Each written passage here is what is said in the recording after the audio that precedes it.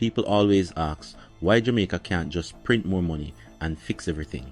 Let me explain why we can't and how the IMF keeps us trapped.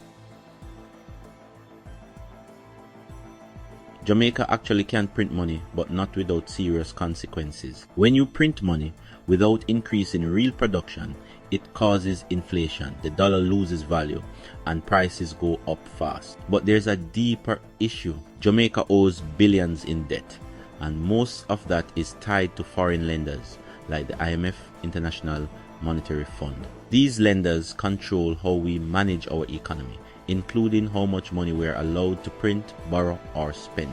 So anytime Jamaica tries to spend more or help the poor directly, the IMF steps in with rules, limits, and restrictions. That's why public sector wages, school budgets, and healthcare are always tight. We're not running our money.